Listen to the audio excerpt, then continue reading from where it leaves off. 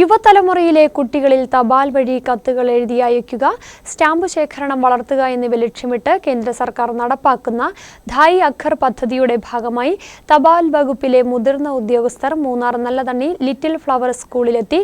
പദ്ധതിയുടെ ഭാഗമായി സംസ്ഥാനത്ത് നിന്നും തിരഞ്ഞെടുക്കപ്പെട്ട ഏക സ്കൂളാണ് നല്ലതണ്ണി ലിറ്റിൽ ഫ്ലവർ സ്കൂൾ. തപാൽ വകുപ്പിന്റെ ബംഗളൂരു സോണിൽ നിന്നുള്ള 17-അംഗ ടീമാണ് സ്കൂളിലെത്തിയത്.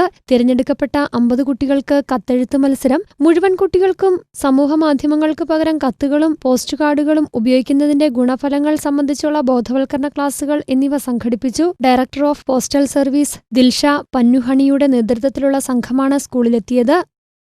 And the mission that we have here now is that we are meeting a lot of students, a lot of people on the way.